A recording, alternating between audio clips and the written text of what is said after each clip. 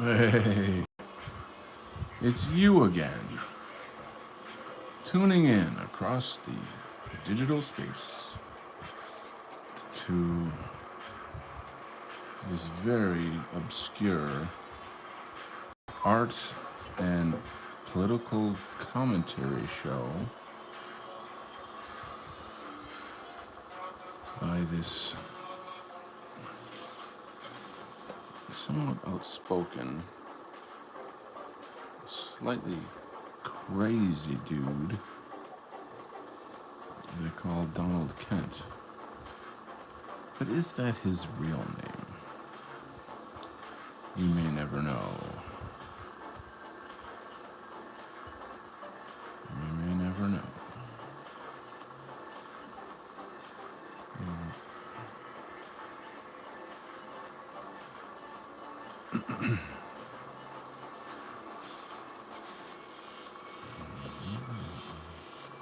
Got my fan on and I've got some music on, so it's probably noisy. I know what you're hearing. Maybe I should turn the fan off. Less white noise. Let's see here. So I'm setting up a backdrop for a city scene. It's tricky when you've got like really important action, like what I'm showing in this panel. You don't want like insanely detailed background.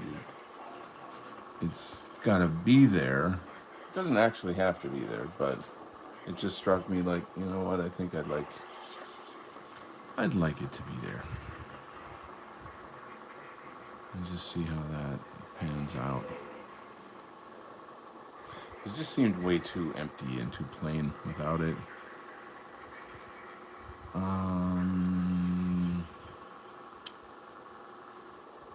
Believe it or not, there is a logic to all of this, like why I choose to make something a certain shape, whatever at all. Hey, Mr. Chatelet. Flash is here. Good to have you, buddy.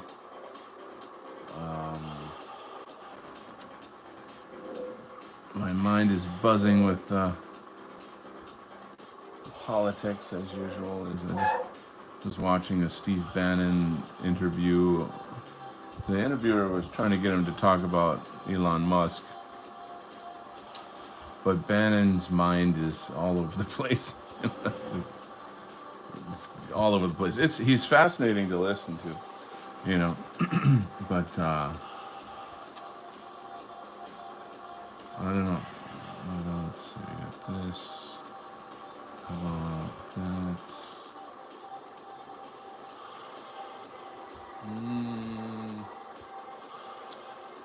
Not so sure.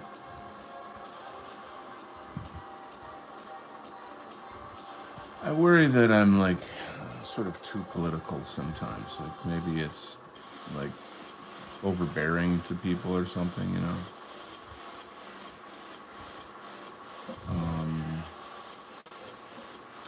But the thing with what's his face, Steve Bannon, like I generally like the guy. You know, I'm sure that, well, I can tell you for sure there's points that I don't agree on, but my whole thing listening to him is that as I'm listening to him, he's very, very bright, very intelligent, experienced. You know, he's been in and out of the entire system, you know. And I always think, you know, like, if only he knew that race is the cornerstone of all of these political machinations that he's talking about, how that would, like, open his eyes so much, you know, how that would answer so many of his questions. And, it's, you know, again, like, it's, you know, people aren't even aware of what they can and can't talk about, you know, and how that dictates what they can perceive, what they can envision. these kind of things. I know the sound in the background. All right, let me turn off the fan. It's a little much.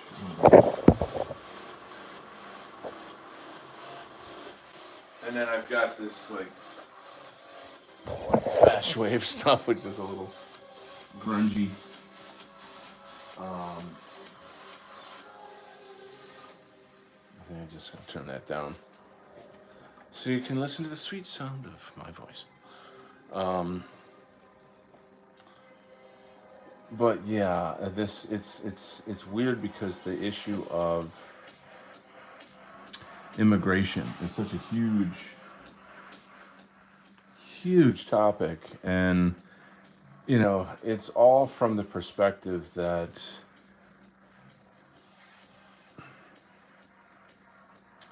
it's all from the perspective of believing in democracy and in you know getting people to vote to me, which is like essentially bullshit. Like democracy's bullshit, and if the whole of a human existence, a person's existence, is based on like, oh, that's a vote, and we need to gather as many of those votes as possible, then it's just dehumanizing and stupid because it doesn't acknowledge anything cultural or historical. It doesn't acknowledge like the humanity of the people. Um,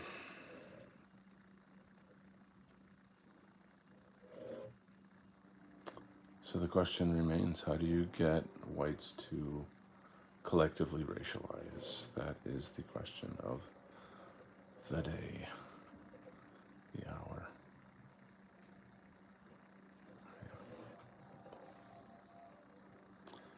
I think I'm going to start just asking people IRL. And just be like, hey, I just met you and this sounds crazy, but give me your number and see you maybe. No, no. Just to like test and see, you know, how, what would you think about what I've discovered on the few times that I have done that, like face to face. I get people the and this is not a lot, but the reactions I have gotten is sort of like, yeah, it's happening. We're becoming a minority in our own country, and like as if like there's nothing we can do about it. And yeah, wow, like yeah, wow, man. Instead of being like, I abhor this and I rebel against this and I hate this and I won't allow this. It's not that. And I guess really truly the elites are running the demolition of America. Trump is the manager of that. He's the overseer of the dissolution of America. His job is to call something one thing to cover up that it's actually the opposite of that very thing,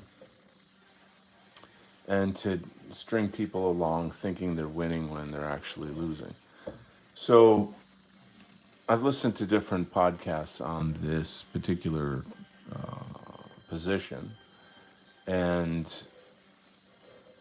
it's I'll admit, to me it's not always very clear. One example that I was given was something to the there was some kind of explanation about oil and how bricks is it would be really hard for me to re-describe what I heard about it, but it was a type of a thing where if you drive oil prices down so low that there's no motivation for oil companies to drill or produce oil, then you create another type of a crisis. And I don't know, we'll see. But all I know for sure is that people say they hate America and they say they want to come to America. You look at the whole, like the Mexican protests right now. That is the most ridiculous thing in the world. They got their flags and they're burning American flags and acting like fools. Just total riot. And it's like, we're insulting the very country that we don't want to get kicked out of. It's like fucking. Ultimately, they're just here to use us. If like every white person said that's it, we're all moving to Greenland, and we just left, the America would sink into a third world country within weeks. It would just collapse. You can't if you can't make your own country a first world country, forget about coming here and making it better. You're not making our country better. You weren't able to build a good country in the first place, so go back. Harry Bushmeyer is here. What an excellent name. Hello. I like Kamala, so I voted for her. Nice, let's go, Queen. Okay, well, and there you are. So tell me more about Kamala. What is it about Kamala that is it the accelerated death of America that you want? Is this kind of a thing? What comes after that? Like, what would be the benefit of being replaced by people from third world countries? Maybe you can enlighten me on what the benefits are to that. Like for example, the girl that got burned to death in the New York subway. That's like one of the bonuses that we can look forward to, is living in fear all the time, like we're not already? Or what else? What other bonuses do we get? Man, I'm just like coming out blazing, aren't I? Just blazing. Both guns blazing. Donnie Dynamite. Watch out, fam. Can't I just be nice? I should talk about like football or something. Something that everybody likes to talk about. What was I? Where was I? Oh, where was I today? I was in a restaurant. It was one of these sports bar restaurants. And like every inch of space on the walls of these restaurants were TVs, and every single TV had a different sports channel on. And it was kind of like, I thought, like, if this is hell, if there's a hell, it's something like this. And like 90% of the broadcasters were like black guys. And then I just really, really, really, really clearly pointed out how whites have all but been, you know, like, I don't know, just kicked out, or they just disappeared. They're not in sports, and it's this type of absence of representation that makes me think, why the fuck do whites support sports anyway? Like, what the fuck is there to see? What is there to support there? It's not your people, you know? I don't know. I mean, even past that is the whole thing of like, it's just some fucking millionaires throwing a ball around, for fuck's sake. Like, get a grip. It's just weird to me. It's what do you call that? Like bread and circuses. Like, it's just a way to kind of run people's nationalistic tendencies into the ground. I might be wrong. Um, Debate me. Come at me, bro. Um, yeah. So maybe we'll talk about something a little less confrontational. So I am working on setting up a new site through WordPress.com. I'm learning WordPress as I make the site, so it's coming along slow. WordPress is great in terms of all the great bells and whistles, but it sucks in terms of it's not as easy as most of the WYSIWYG, websites for dummies kind of sites that I'm used to using. So it's just taking me longer. Um, which, me, I'm one of my biggest faults is that I'm very impatient, you know. Um, but there you go. It's on the way. I've got the whole thing kind of mapped out. You know, all the user interface. Uh, yeah, just thinking in terms of how to then use it for to monetize it. Um, Looked up different business strategies, etc. So, unfortunately, I wish this stuff could just happen tomorrow, you know. But life isn't that easy. So we'll see how soon we can get it done.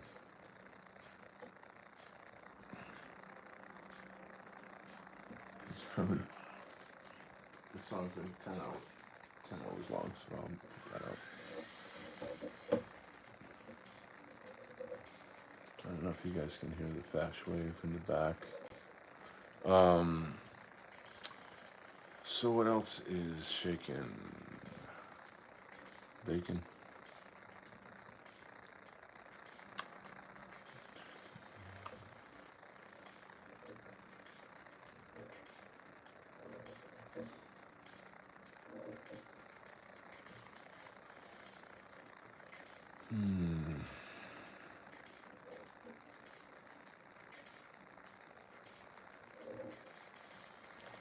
Well, it's Monday, as my mom used to say. Monday, Tuesday, Monday, Tuesday. Um, got that Monday vibe. Had actually a pretty decent day today. Got a pretty good workout in. Just experimenting with kind of reviving some old kung fu techniques and trying to get the principles of those, like the foundations, you know, get the foundation solid, you know, rehearse those, make that a routine. It's nice.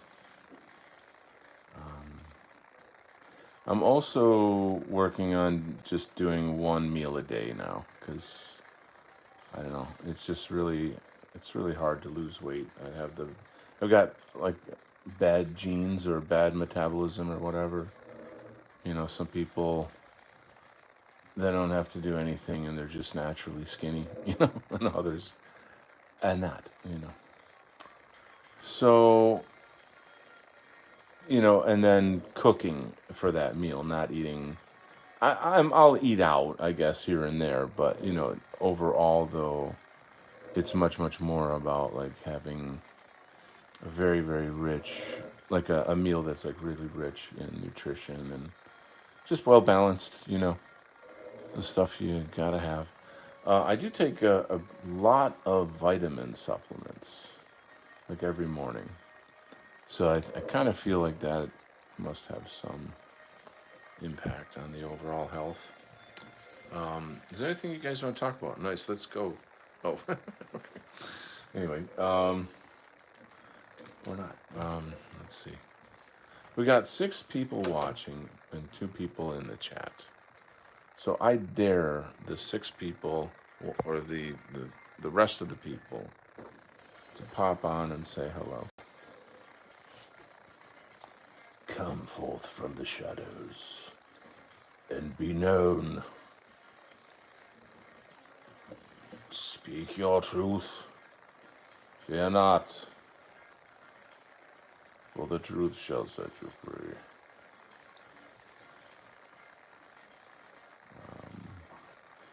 A lot of these art shows are just me thinking out loud. You know, it's just me thinking out loud. I don't know if like watching me ink windows is extremely exciting. But it's just some shit that's got to get done. I guess I could move around to maybe a different part of the piece here.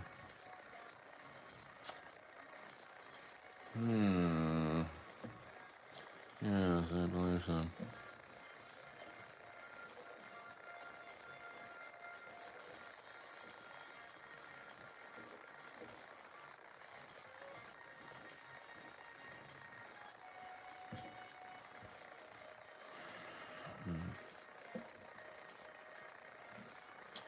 this. Okay. That's what I'll do. Truth be told. Nice name. I can hear something. Is that the actuator? What was that? Imperium Eterna. It's called Imperium Eterna. It's a fast wave song. Let's get off this commercial shit. Get some more fast wave going. So I'm making a comeback. It's going slower than I want, but it's definitely going steadily. I get new subscribers every day, literally every day.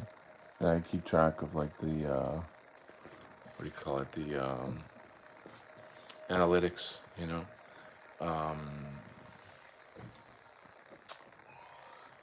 The thing that I have to focus on at some point is getting a little Canva shop going and creating like some digital products with my art. Maybe get like some t-shirts going. I think that'd be fun. Yeah, I can sell prints of my art, but which is fine. You know, there's nothing wrong with that. But you know, just like the notion of like actually designing t-shirts and stuff would be really fun. You know, there's a certain something to that. Let's just say.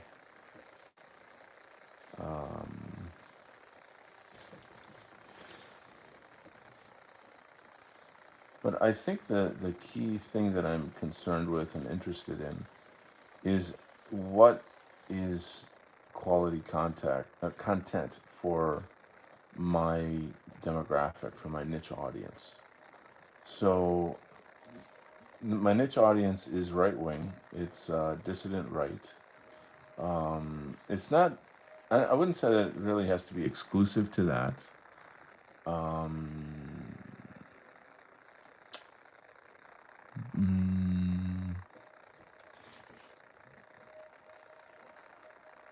Kind of expand a bit. But that is the primary target, if you will. Let's see. All right, let's probably zoom in on this girl here for you.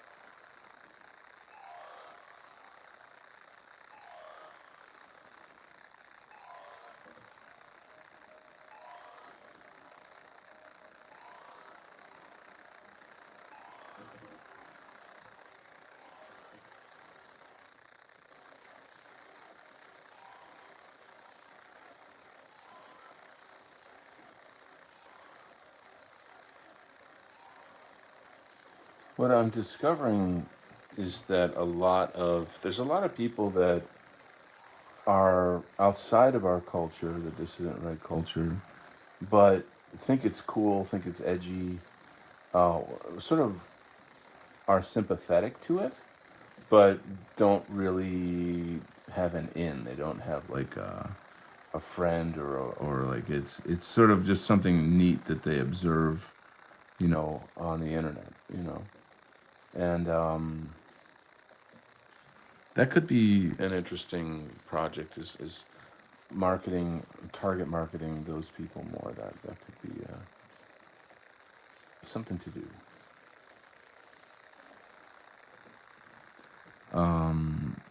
So one of my accounts, it's a private account, but I do, you know, like, anyway, long story short is that I've got a lot of IRL friends on there, and these are just, you know, I mean, they're normies basically, and there's been cases where I'm like, well, I don't know if I want to share my account with you, my social media, and they're like, why, you know, and they kind of want to know even more, and then I say, well, it's really, really spicy, you know, it's like super spicy, and then since I've warned them, they kind of know what to expect, and they won't be so shocked when they see all this political content that I put on there. And then, interestingly, I noticed that they come back for more and more and more and more.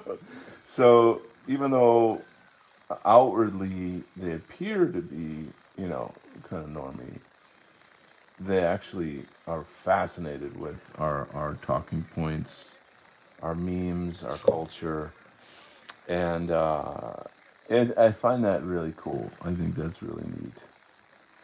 So it says something. It says something. They want to know more. They want to be a part of this. They just don't know how. It's you know not their normal culture. Some of the people you would even think are slightly leftist, or slightly not leftist but liberal per se. Um, but they accept me, and they accept my. I mean, they can block me. They can not talk to me. They can do whatever the fuck they want, but they don't. I see them out, and it's like just yeah, hey, how you doing? Yeah, good times. And so there's no, I don't know. There's just no consequence. There's nothing negative that happens. I did have one girl who kind of flipped out, and she's really cold and bitchy to me out when she sees me out and stuff like that. Like, she used to be super super nice and sweet and loved me, and like at one point, she sees my social media and she's like, I don't get the Nazi thing. Like, what's that about? I don't get that. Like, like it seems to be some sort of an internet joke, or like, what's that about? And I was just like, yeah, I'm at the club, I'm with friends, I'm just like, you'll see soon enough, kiddo. Like, you'll if you keep your eye on politics, you'll find out. I probably should have taken a minute to just give her a quick lowdown about like what that is in a normie friendly way. But like, I posted something against Pride Month, and oh shit, that rubbed her the wrong way, and so she's not talking to me anymore. Which is really awkward because her husband and I we're like buds. We're like club buddies, though, not like we don't hang out or whatever, but we're still very friendly. And that puts him in a really tough spot because now he's got to kind of, go along with her and like, oh, well, she doesn't like you, but I like you, so I'll say, we can still be buds. And it's not like we talk about it or something, but, and I've made so many times to just like, she had a birthday and I say, hey, happy birthday, but, nothing, no. It's a thing. I don't know. It's a type of culture where like it's that whole policing people's thinking and forcing them into you know these kind of leftist mental ghettos, if you will. So whatever. The Russian Revolution. Yeah, coming from Prager with you, I won't listen to you. What else I can hear? Okay. So, what else can you do? But that brings up an interesting topic in that my Telegram. I had posted something where there were some dudes that were hanging a sign on a highway, and it said, "Make America white again," and it had like swastikas on it. And the people filming it was like a black couple, and they were totally like, holy shit, like they could not believe their eyes. And although I agree with this concept, and I can explain why it would even be good for black people if whites could regain the majority, blah, blah, blah, blah, blah, blah.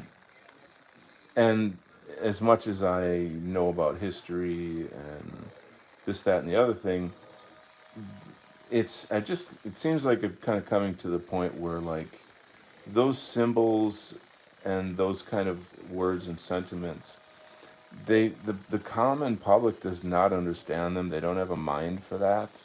They don't get it. They don't understand like the culture, the statistics, the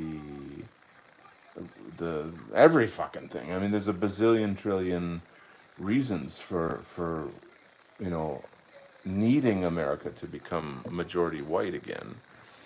And and there's been people doing studies on this for fucking decades. You know, look at Amran. Amran is a fantastic resource for this. And then what about just the well-being of whites and our rights and our sovereignty?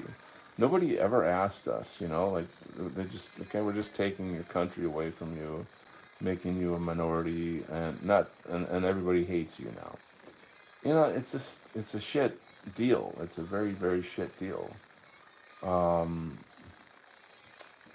So the thing is just again like those kind of World War III symbols and that kind of language.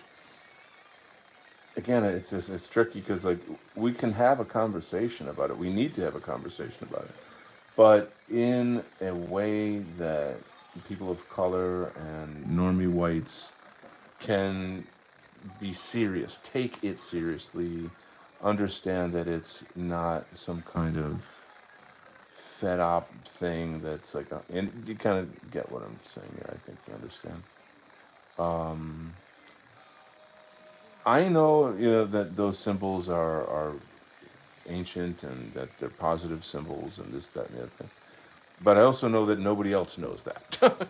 So it's like, you know, it's just very, very hard to communicate with people when they're so ignorant, you know, about all that stuff.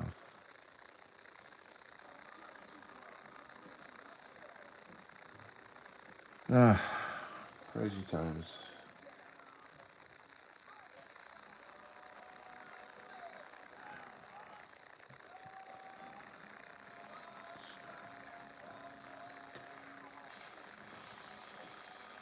Even just me talking about it now, I'm sure there's someone, if someone were to listen to this, they'd be like, what the fuck is that guy talking about, you know? But it's just, again, it's really, really hard to have an intelligent conversation with people that don't have any of the historic background or the political background to understand this topic. You have to send them to college first, you know, you have to like race realism college, you know, and be like, okay, here's, you know, read these 10 books, you know, and or watch like 1,000 hours of videos on this topic, and then you'll be ready to have this conversation, you know?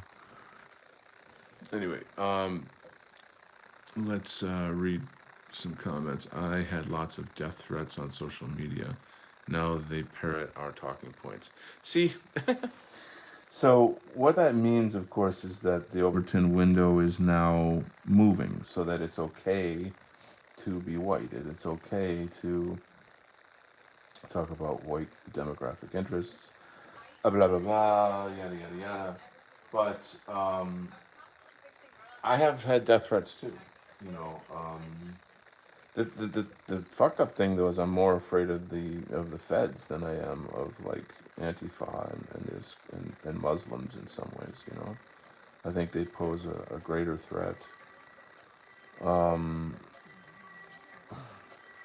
It's easy to say shit on the internet and not be, you know, accountable or what have you. You get the idea. But in a sense, that means we're winning, though. You know. Let's read. Lol, I just watched that video a second ago. Really? Which video? The one I was talking. I forgot. I'm getting old. Truth be told, right? Not everyone has done their homework. Yes. We need a pro-white foundation reading watch list or something. So, okay, I'll give you a really, really great story. This illustrates this beautifully. The other night, I had a very, very good friend over, super close buddy, highly intelligent, love him, respect him, fantastic artist, all this stuff. And he knows me, and I don't hide who I am. I don't hide my views, and I do. I'll say things about the Jays and little hats and this and that and stuff. And so far, we're kind of able to sort of like he's able to kind of see it as a kind of a joke, or like, oh, look how Donald is so edgy or something. But one or two things popped up, and he kind of was like, you know what, I'm actually, I think you're a little like off. I think you're obsessed about this, and I think you're wrong about this. Like I'm open to understanding more, because I'm like, okay, hey, let's no problem, man. Let's go. Let's talk. Let's get into this. And I said, okay, and people will always say things like your beliefs, your beliefs, your opinions, your opinions, your beliefs, your opinions. None of this is fucking belief and opinion. None of it. It's facts, facts, facts, and more fucking facts. And they, again, they say that because it kind of like makes it abstractifies things and makes it so that they can win an argument. Because it's like, hey man, it's just your opinion, man. Like the Big Lebowski guy. But anyway, so I said, listen, okay, and I described, how does one come to know a thing, and like what dictates knowledge and truth and facts and data, and there's things that you just know beyond, like it's just hard data, hard fact. And then there's things that you can deduct from lots and lots of data that point to a single truth, and I always take everything like a lawyer, like a detective, and like, okay, if I have to prove in court that the Holocaust didn't happen, then where's my proof? I gotta, okay, pull it up, and so on and so forth. So we got into that, and he's like, okay, I'm ready. Like, show me the proof. And I'm like, so what you're doing here is you want me to tell you everything I learned in 10 years, and you want me to put it into like a little 1 minute soundbite. I can't do that. I can't take the whole history of the relationship of Europe to the Jews, and all the bazillions of thing, and just put it in a quick little bite, that is easy for you, like, do the fucking work, and I framed this topic in such a way as like I took a topic that was very important to him personally, and I said, okay, what if I told you, okay, tell me all about your family history from like hundreds of years ago to now, but just tell me it in like a minute, and like I'm like, can you see how unfair that is? It's like ludicrous, So he's like, okay, okay. Are there any documentaries I can watch? And for some reason, he thought I was gonna like fold at that moment. And I'm like, oh, dude, I was like, okay, Parsifal, the hidden causes of World War II, Europa, the last battle, and there's many, many, many more resources. I showed him the websites of like No More News. I showed him Red Ice Radio, White Rabbit Radio, Nick Fuentes, and he was like, all right, all right, all right, all right, all right. And so like that kind of response sounds to me more like you're convincing me and I don't want to be convinced. Do you get the tone there? Can you feel that? And I'm not. I'm like. I mean, I literally said, if I show you all this stuff, you're gonna become a Nazi. And he had a little shocking moment there where he was like, "Holy shit!" Like, that's the danger of this. Is like, you can't deny the truth of these things. You can't. And you're not going to be a Nazi, but I mean, that was sort of a kind of an exaggeration, something of a joke. But but not, in the sense of like, the media, the public, the whoever is going to call you a certain thing if you call out the truth about these other things. Um, so he hasn't talked to me in like a while, and I'm getting a little concerned about it because I'm like, I sent you some info. We had a bit of a heated discussion. It wasn't like he was afraid that I'd be mad at him, and I'm like, dude, I'm never ever gonna be mad at you. Like I love you, you're my bud. It's not a matter of being mad at you.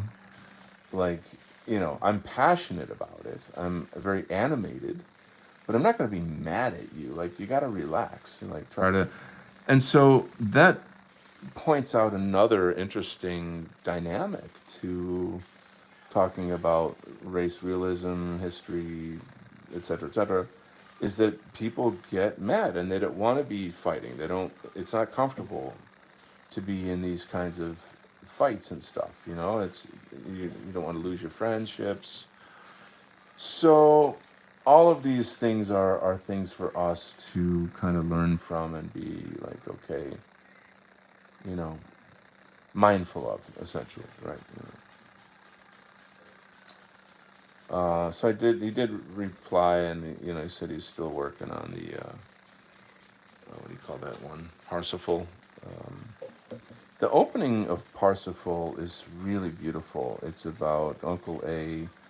Uh, it's an account from a friend of Uncle A after they got out of watching Wagner classical music, and uh, and how like deeply, deeply, deeply moved Uncle A was, and how he like wandered the streets all night in contemplation about classical German art. And like he's truly an artist in his heart. He has like a mythic heart. And and then it goes on to explain about the first Zionist Congress, and then it gets right into the shit, like right into the shit. And there you go. And do I, there's still more to be done on this, but I'm gonna move on to another page. Let's see what you revolutionaries are talking about out here. Who do we got? Um, Happy Black History Month. I'm more of a Malcolm X guy than I am of the communist um, MLK. You know, uh, I read the actual CIA document that's declassified now about their spying on him at these sex parties and the shit that he did, and like what a scumbag this man is. Like MLK is not, you know, new. So, but once again, so much of American life is just a one huge fucking lie. It's just believing in just massive, massive layers of lies. Um, what else here? Good to see you guys. Hello, Robert. Nice to have you here. Flash says there's too much negativity in the DR. It has to be balanced with positive culture. Yes. Your friend needs to go to camp. Oh, jeez. Which camp? Um, Flash says we're asking them to put themselves in an uncomfortable situation, so we need to offer something in return. That is, like if I could just put a huge exclamation point behind that. And that goes back to my point about the post I had in Telegram with the people with the swastikas on the highway, and that stuff is, it's not a culture that the average American citizen can understand or obviously relate to, even though it's true and right and good, but they just don't know that it is. So you can't. Okay, I'll give you a really great story. The Buddha. He has this story about the Buddhist teaching, and he says that it's very much. There's a specific word for this in like Hindi or something. I can't remember the word, but upaya. I believe it's upaya. Yeah. So let me back up. Upaya is the use of lies to reveal the truth.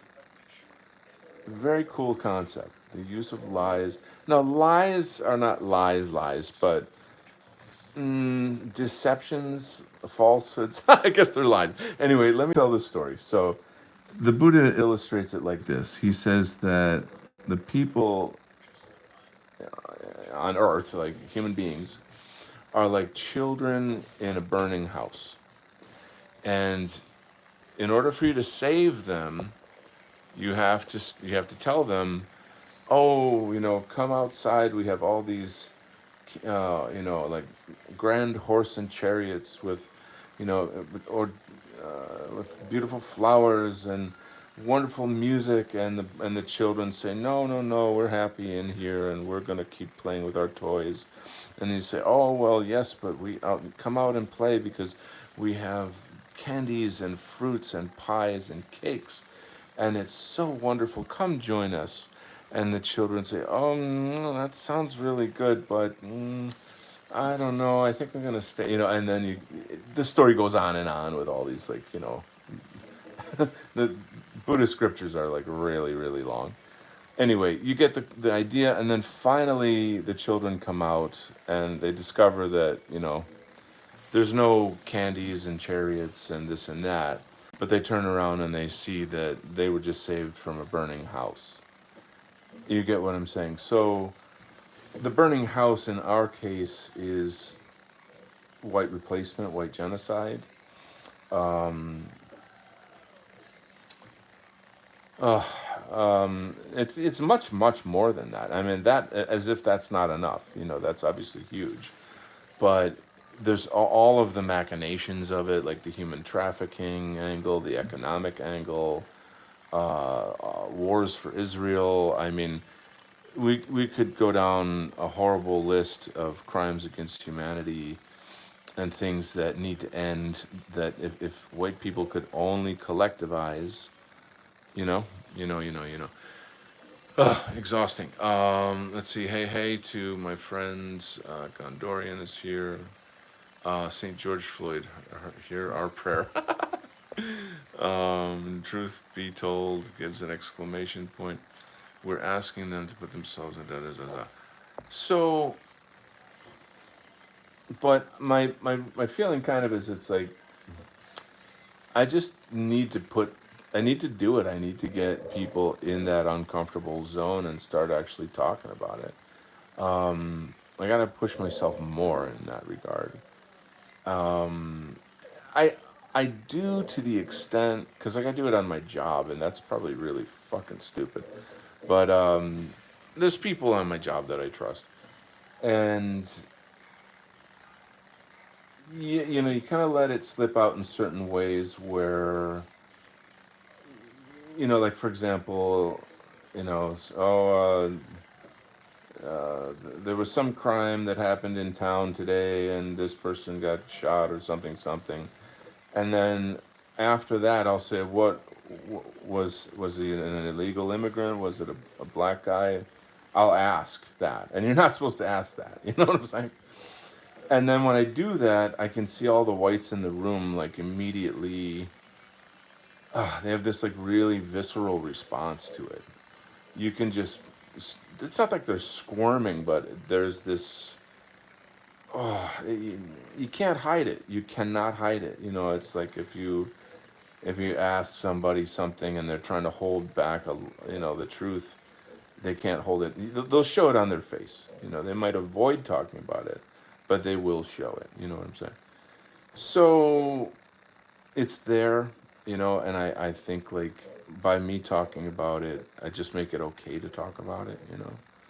And that's what I'm doing on my social media. So the one account is very, I have lots of normie friends on there, but I'm really not. I do not hold back. Like, I mean, I do hold back. I don't do anything that's, like, openly rude and offensive. Like there's memes and gifs and videos and this and that out there that are so edgy that they're like, they're bad, like innately bad in a sense. There might be a little dark humor or something, but it's just it's for insiders per se. Um, Whereas other stuff is just like, here's the truth, and like, isn't it stupid that nobody is admitting it? It's like we're living in this surreal nightmare, and we have to like not talk about this. Fuck that shit. Like being open and being based and being right wing is very masculine. It's very, very masculine. Coming out and showing things, joking about things, talking about things, caring for and representing European culture, etc., etc. It's huge, and like people respond to it. They want it, they hear it, they need it. So like it's just one of those things that you should do more of. So that is my little speech about that. Should I keep going? I don't know. I think I'm gonna not. There's gonna be like sound effects and shit in here, so it's all gonna mostly gonna be kind of covered up anyway. So I don't think I need to go too nuts with that. I think I'm okay. Yeah.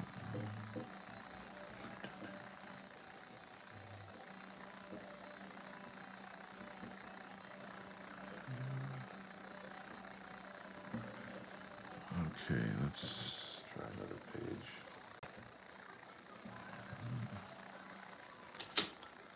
Um, so yeah, the let's talk a little bit about my what do you call it? My WordPress. So there'll be a blog. There'll be comics. There'll be links to my YouTube shows. There'll be a store, and at the store you'll have my book, uh, ebooks, fine art prints, just art. You could buy prints of my art. But I'm thinking also doing like T-shirts and the whatnot. Having fun with that. And then there'll be a kind of like an area that links up to the different playlists on my YouTube, so that when someone comes and they want to learn about me, they can see the history of what I've accomplished, which is a lot. It's quite a lot. Which is why I need to stop talking so brazenly on YouTube, because I can't afford to have it destroyed. Um, so we'll see how that all pans out. Um,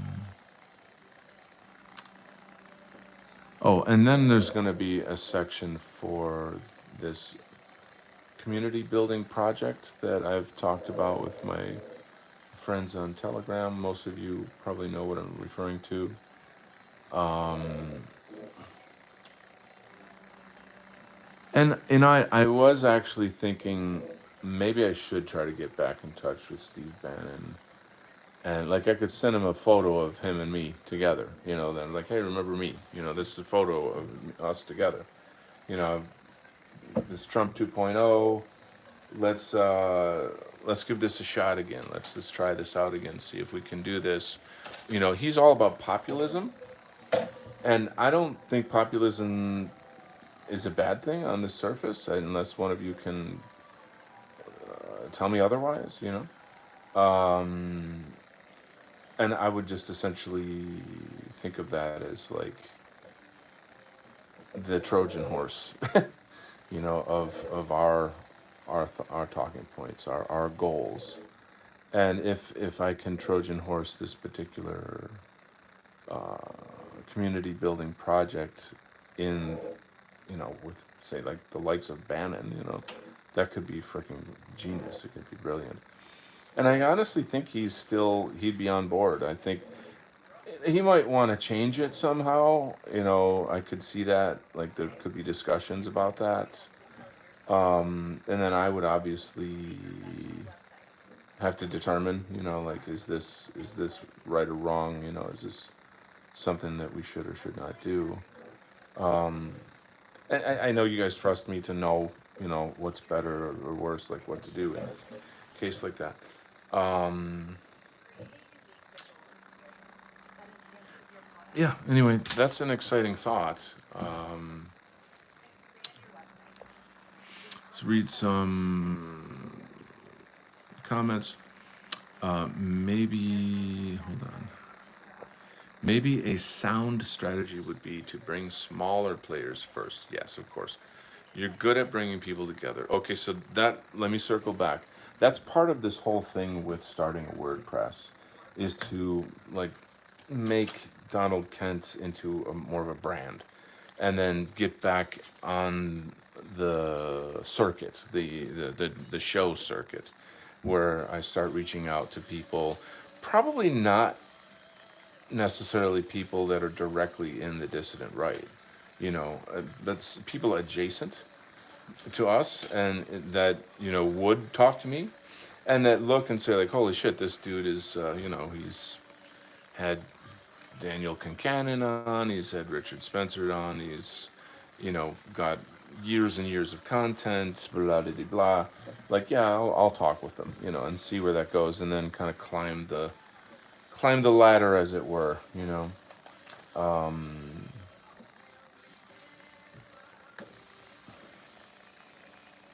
That's funny that certain things come to mind as I say that. Um, but I know how to run a show, how to bring people together, how to get conduct like a good interview, and these things. All right.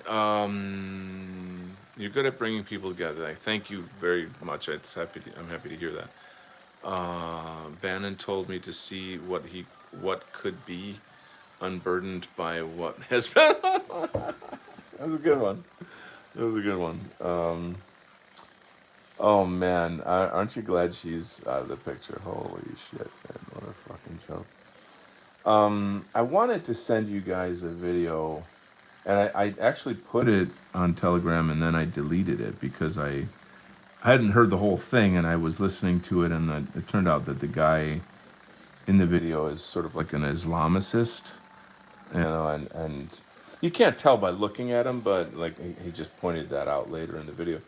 But what he was saying in the video was about Trump being the overseer of the deconstruction of America, and that it's going to happen, it's inevitable, there's no way to stop it, and that people in all the southern hemispheres must team up with the Muslim world, because America's going down, and we discuss this in our own way, but not in a way where like we want America to go down. You know what I'm saying?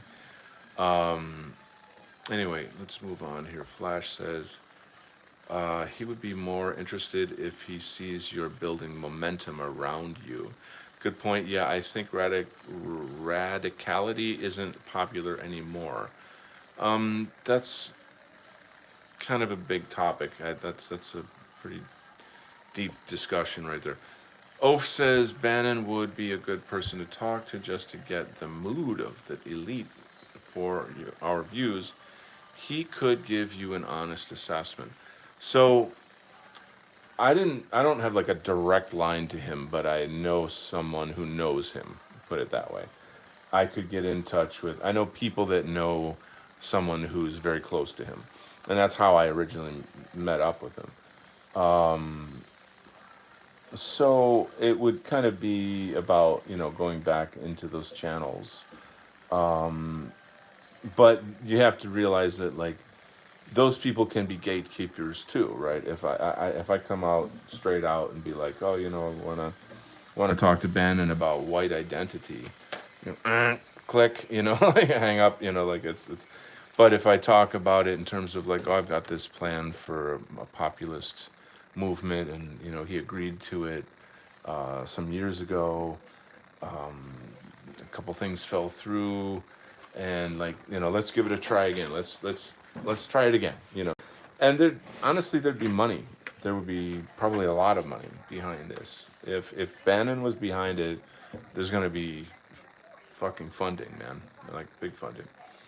So would it be? I don't know what it would be. I'm not gonna get all. I'm not gonna fantasize about this and blow smoke. I don't mean to do that. But shit, if I got as far as I did, I think I can fucking do it again. You know, that's how I'm looking at this. Um, but again, it's kind of selling people what they want, though. You know what I mean? So yeah. And I appreciate your insights, guys. I'll always be leaning on you for that. You know. Bannon may even direct you to Stephen Miller. Of course, this raises other issues. Is Miller a small hat? Is this the guy I'm thinking of? Is he a lawyer? He got like a bald guy with a huge head. That's I don't know. I gotta. I'm gonna have to get my cheat sheet going on these things here. Miller's not obviously a small hat ethnic name, but you know how those things go. Um, what I think I need to do is get the idea and get like the pieces together, you know, again, and then see how far I can take it, you know, put some wheels on it, if you know what I mean. Like I get a couple organizations behind me, but they would not be, you know, like the local Republican Party. You know, that's not no, that's not what it is. You know. In fact, on this is really funny. On Bannon's interview that I was watching today, he said, "I think the Republican Party is a bunch of pussies." And this is right out of his mouth. Like, dude just got out of jail. He just swears like crazy. I love him. It's just like me. Now, see, if Bannon can swear, I can swear. Okay, guys. Um. Anyway, yeah, we'll see how it goes. Um. Tell me more about Stephen Miller. I feel as if I know who that is, but I'm not sure. Um, when I say there'll be money, I'm not saying, oh yeah, I get to drive a Ferrari. What I mean is, nothing fucking gets done without money. You know what I mean? Like, it just fucking doesn't. You somehow gotta have a budget to pull shit off. Like, to totally rely on people to volunteer to do stuff. You know what I mean? I'm sorry, but it's kind of the reality of things, you know. Um, so there you go, and now you know.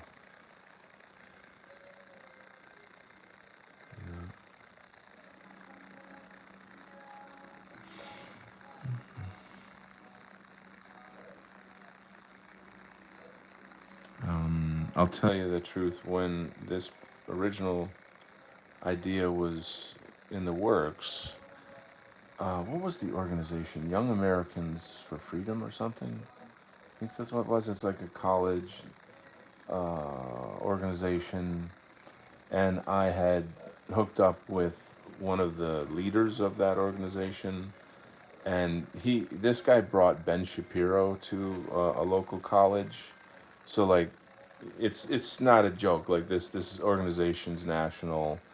They have, you know, what do you call them?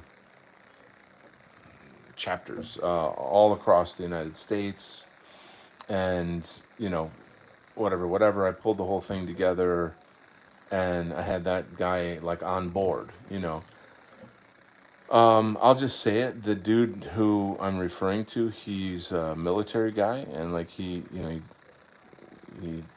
spent some time overseas doing military shit. And one day he got a call that like his entire platoon got wiped out in Afghanistan, and he just lost his shit. He like just like dropped out of society. Like he went AWOL, and he was my guy. Like he was my contact guy to make this shit fucking happen. You know, because you gotta have a location, you gotta have organization, you can blah blah blah blah blah blah blah blah blah. And then like I'm sorry that happened, but for fuck's sake, man, you just ruined one of the biggest opportunities of your fucking life, you piece of shit. So like, really, am I the asshole? Am I being a jerk by saying that? Am I a bad person? I don't know. I don't know. I mean, it's bad. It's horrible. I was there. I helped him grieve and stuff, but like, to just be like, oh, I don't want to do it anymore. Like, you're kind of spitting on your friends' graves by doing that. Like, they would want you to do this.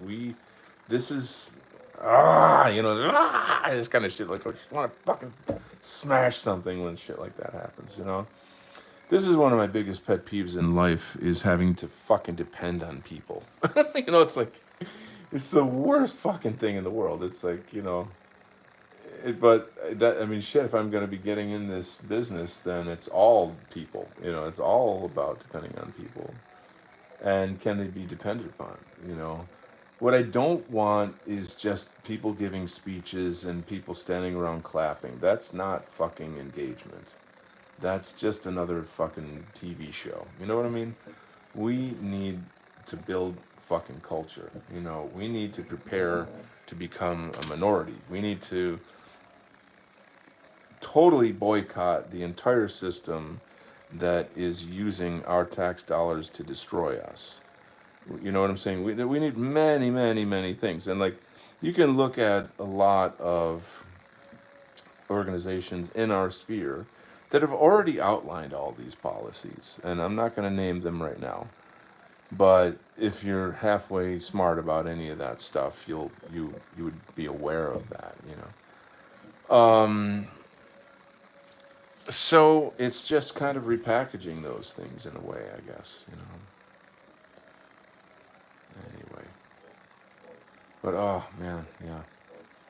I guess maybe there's a lesson to be learned there in terms of like, okay, when someone fails, when someone wants to drop out or some bullshit happens, how am I going to motivate them to stay on board? How am I going to keep them on track? You know what I'm saying? That actually is a good point. There's a point there.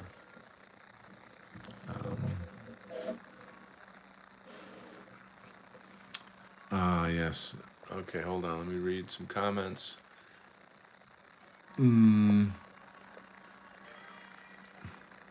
Welcome back to Hook. Benjamin Shapiro. Parallel economy, work on it, find your specialty, get a trade skill. So this is one of many ideas that I've had, and it's not like it's my idea. It's an idea in the ether. Like people have probably been talking about that for who knows how long.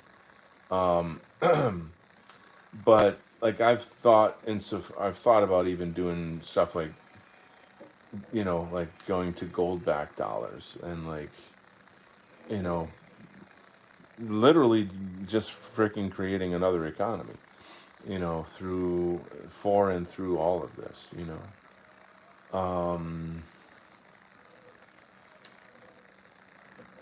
It's tricky though. I mean, people don't want to change. They kind of want someone else to come and fix it. I kind of came up with this expression the other day of Trump savior syndrome.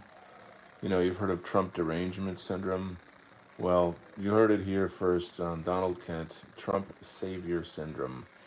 That's, hey, I just got to go to work and come home and watch the news and drink a beer, and Trump's going to do it all for us. He's our guy. Just sit back and watch the show. Like watching politics, like watching a football game. Oh, yeah, we're going to win. Look at us, we're winning. You know, and then, of course, many of you know how compromised Trump is.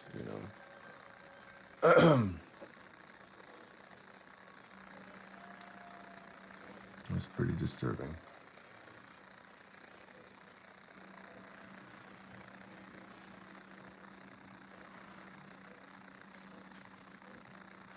Sort of going full Marvel with these backgrounds here. Not totally, but like it's a cityscape, and so I kind of need to put some more detail in there. I feel like you got to put something in there. I could just leave it blank, but It feels cheap. I don't know. It just doesn't feel like it's quite right if it's totally blank. So a lot of it's gonna get covered up with like word balloons and this and that. Oh shit! I gotta put my fan on. My heat's too high. All right. Oh, thanks to commercials. Blah blah blah blah blah. I love these commercials with these men that have women's voices. So naturally, it's going to be a white man, you know, and he's like, you know, can't grow a beard, and he's dressed in this little preppy San Francisco outfit, and if you don't look at it, you don't know that it's actually a man talking. You know, just part of all the demoralization. Never stops. Never stops. Let's get some music back on. I am gonna have to take a quick jaunt. I'll be right back. I'm just getting some water. Be right back, guys. Talk amongst yourselves.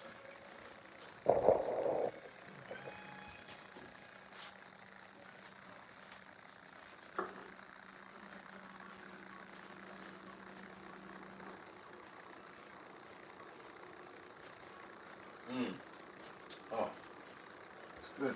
Boy.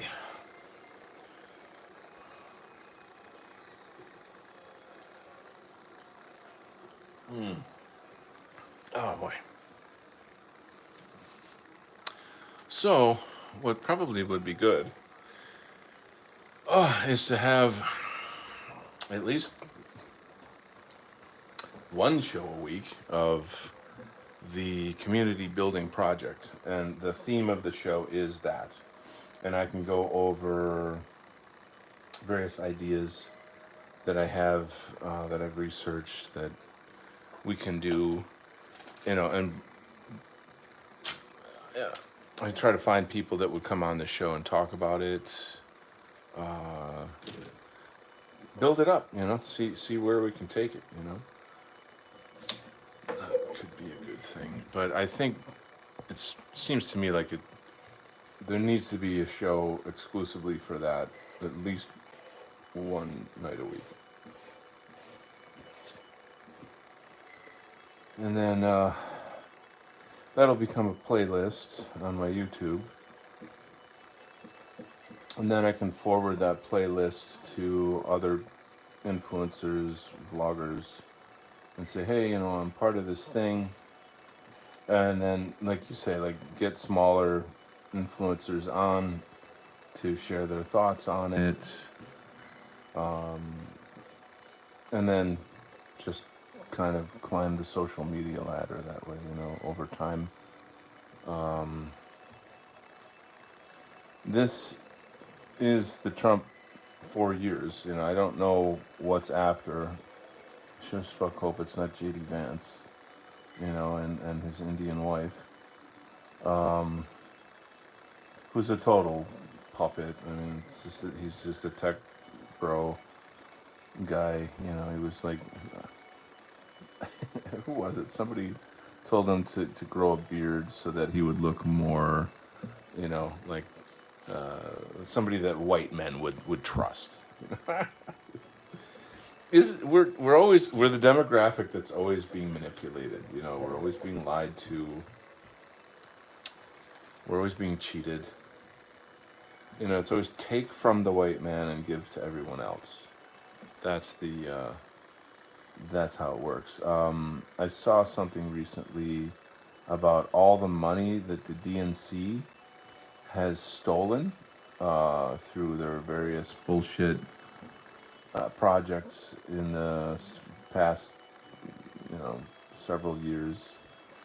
I really should have kept that data. I mean, it's the sort of thing that like you know already, but like this is the actual numbers, like a list of those numbers and such. And it's totally a money laundering scam. Obviously, you guys probably know this stuff. You know, of course, if you're in my community, you would know these things. And like the money, there's so many grants that went to diversity, equity, and inclusion, which is explicitly anti-white, explicitly racial. And you know, the person writing the article was like, you know, do you think any of those grants went to any right wing groups? And blah blah blah. Like there's no sort of normal right.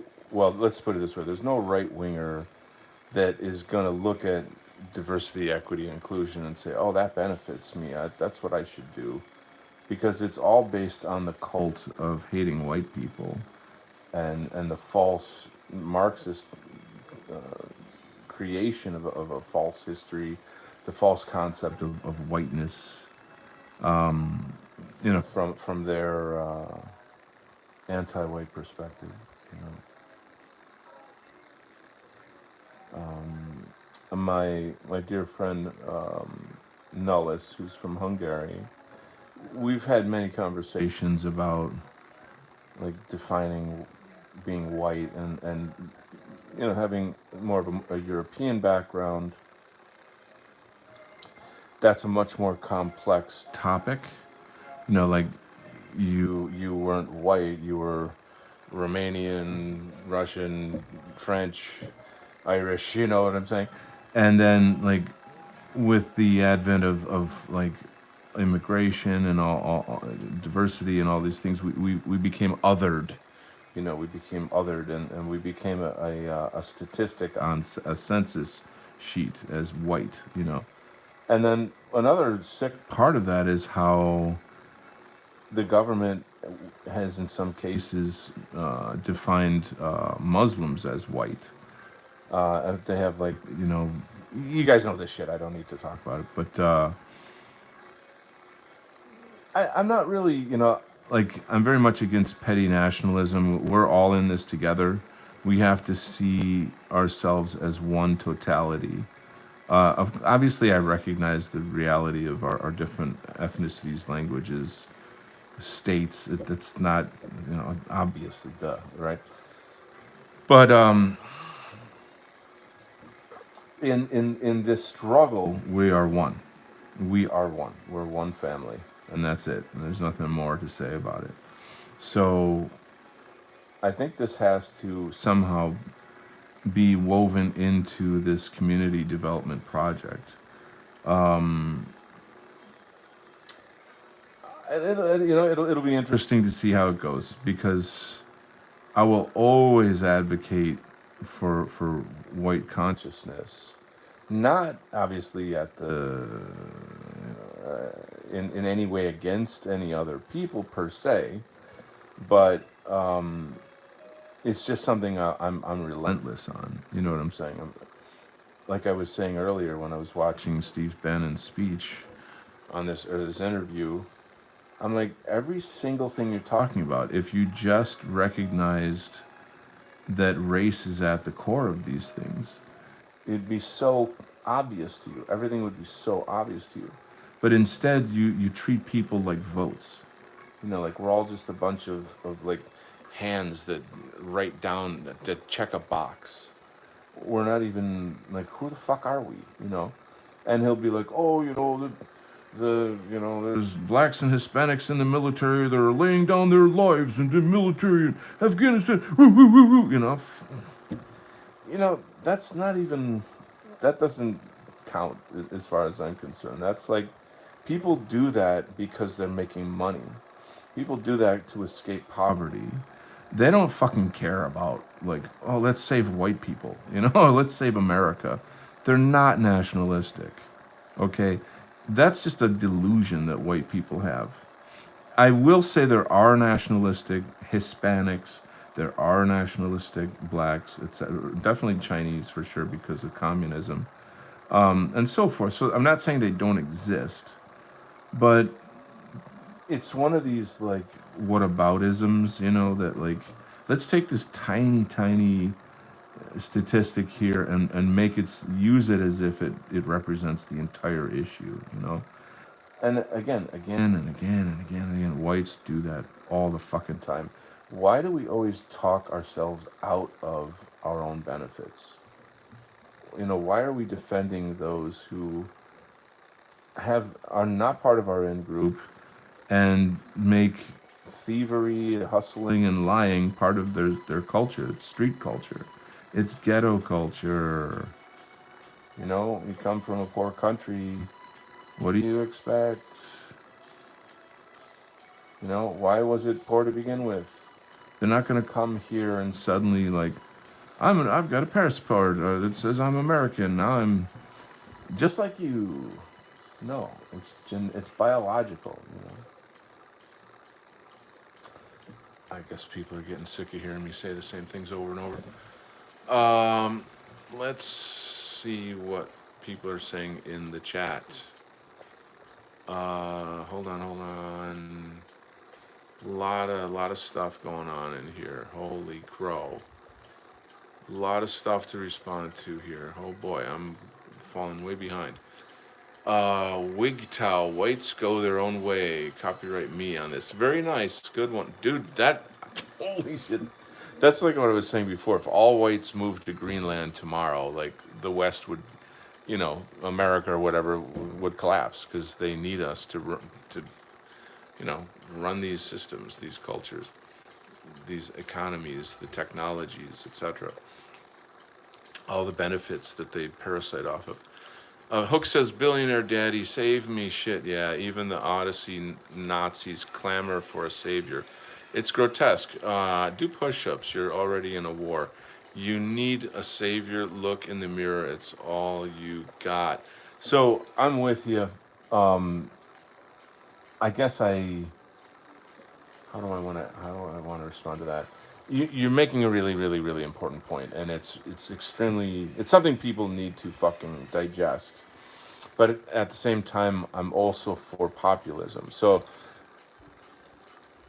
I think there's some natural born leaders out there, but more than that, it's the education of the so-called soldiers to know better, to know the history, to know the policy, to know their identity, to understand what's happening to us, and be able to discern like this is I follow this guy because you know he knows all the shit I know about this stuff, you know. Not like, oh wow, he's above me. No, he's one of me. It's just that, you know, he's in a different pair of shoes, you know. But we're kind of both cut from the same cloth. We both know the truth of our situation, you know. Thomas Rousseau, excellent example. You know, I would say that's quite a good model. The other night I actually said that's like not for everybody, and of course it's not. I know that, but you know, I figure there's basically going to be layers. You know what I'm saying? There's going to be the Patriot Front layer, and then there's going to be the Joe Bag of Donuts layer. You know, and many in between. Okay, anti-white and Promethean Hales brothers and sisters. Good to have you with us, sir. Wigtow, have you heard of white well-being? We all have. Everybody here is very familiar.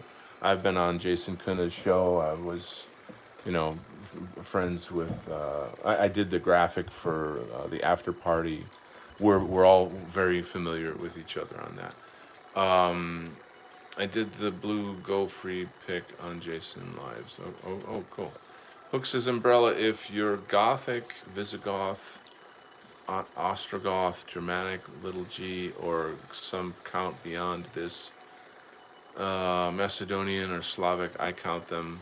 I do too. Hellenic, I forgot the Hellenes for sure.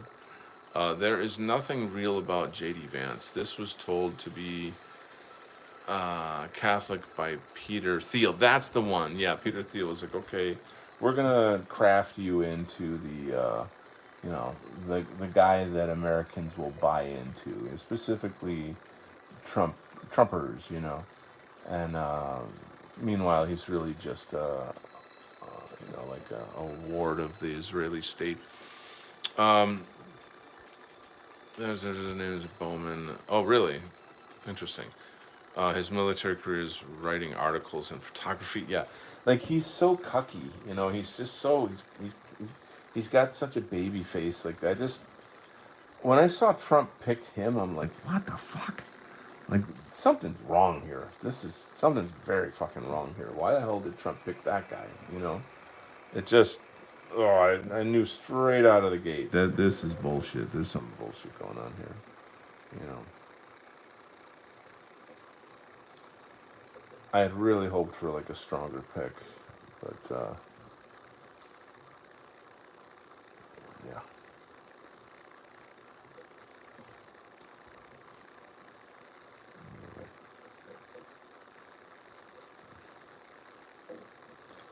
But yeah, I'm excited about trying to get back in touch with Bannon. Um, I think I have to be strategic. I have to kind of plot it out, almost on like a month by month basis. Like, okay, the goal this month is to do X, and I'm going to do that by, you know, putting out these shows, this material, contacting these people, setting up these interviews, and then everyone, like all the people that come on my show, will naturally link the show to their show, and then that's how you build your audience. You know what I'm saying? Um,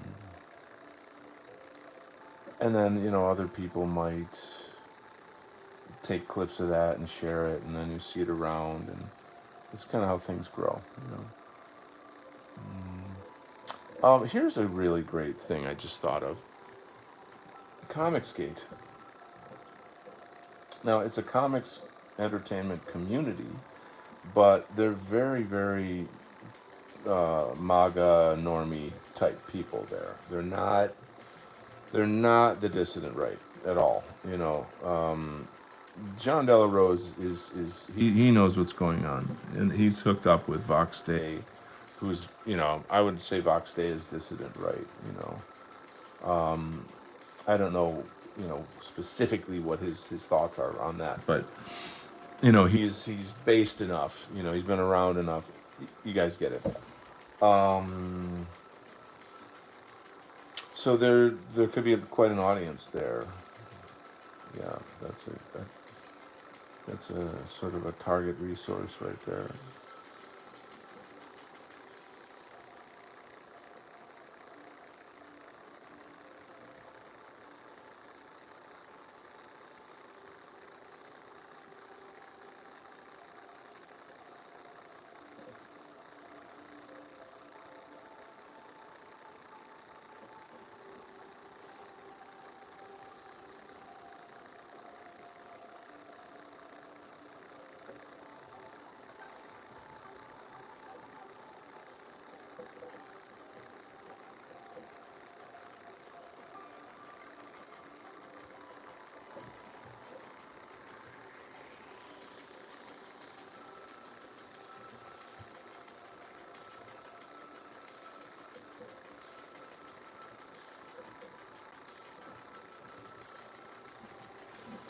There is nothing real about. Oh, I already read that. Okay.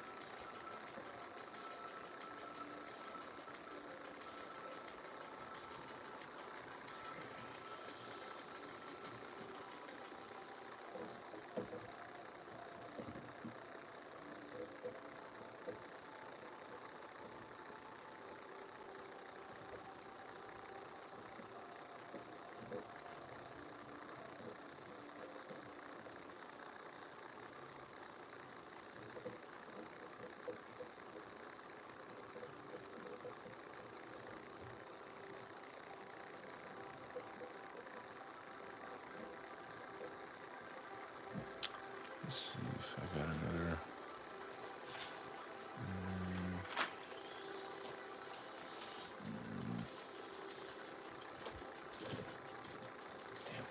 A specific brush I'm looking for. Don't see it right now. This is probably dry. Try. Gonna try to fix up the DeepSeek installs. See you later. Cheers. Cheers. Oh, there you go. Oh, this is is more like a gray tone.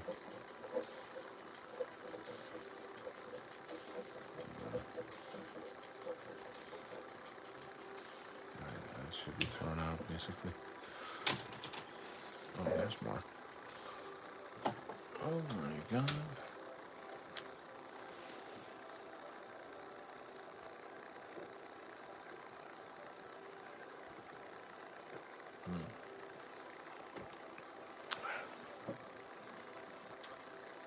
I am drinking some lemon water, but I put one of those like vitamin C packets in it. Ugh, gross. I mean, okay, yeah, I got some vitamin C, but like it's nasty.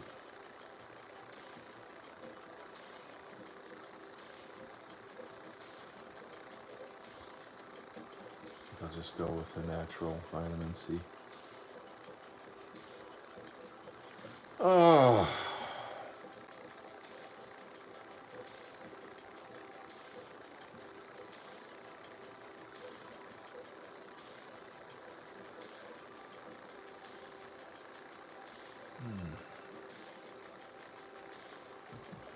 There you go.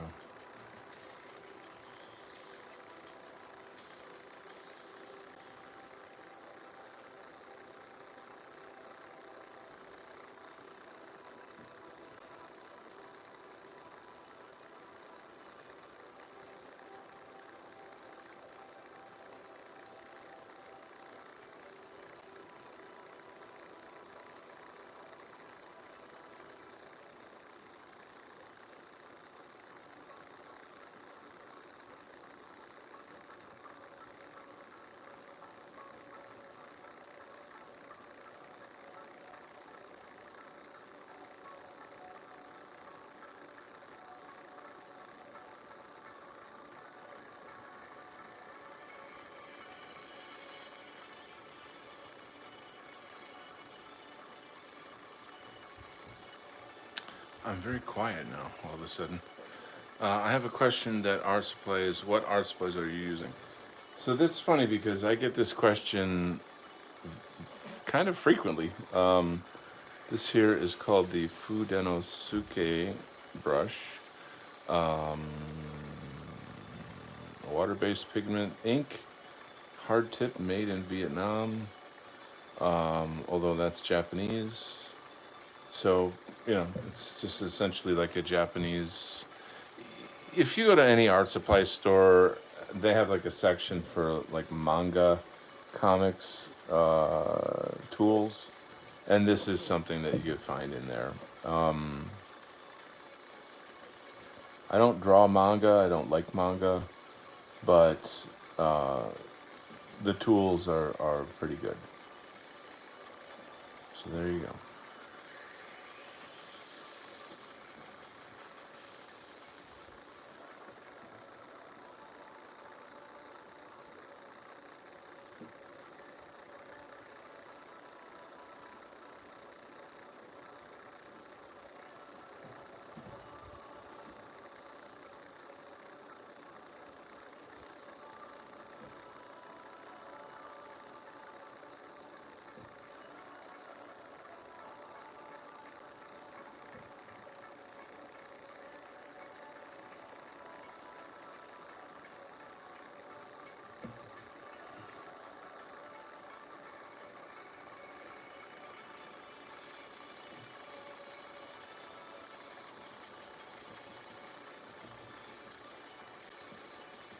This particular page, there's something about it where this this is like a black female character and she's injured, and then this white character comes and he has this healing ray that he shoots at her, takes heals her, and then like right away she's thinking about the other guy that got injured and how she's gonna take him back to headquarters and torture him for interrogation. And he's saying like, that's against the law. We don't do that. We're the new MAGA force. You know, we are, we represent law and order. And then she gives him the finger and like cusses him out. and he has this look on his face like, what the fuck? I just saved your life. Like, I just healed you. And so like that relationship of like, I'm helping you and I expect you to be lawful, and then you're turning around and like spitting in my face so that you can like go torture another white man. It, you get, there's a subtext here. There's a subtext here. You see. Let me read some comments. I'm sorry. Let me go back in here. Kent, have you heard of what the EGAD? He's involved in current comics Goonergate. Goonergate? I've never heard of Goonergate. That sounds fun. Relatively based and not anti-white, sorry, could make for a great collaboration. I gotta find this dude. Where can I find him? Is that YouTube, Instagram, Twitter? Help me out, buddy. At what the EGAD. I'm gonna write that down right now. What the EGAD.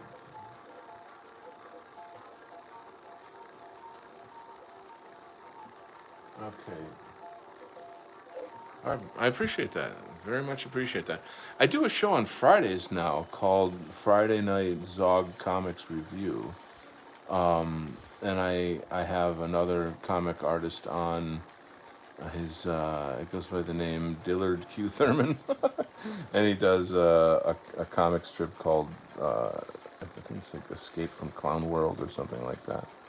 Clowns of the Apocalypse. Sorry, that's what it's called. And you know, he's one of us, like big time. He is big time one of us. I've actually interviewed him for the Imperium Art series years ago, and he he went through his shit. So you know, there was some lefty bitch that was like targeting him and making his life uncomfortable and this and that and something.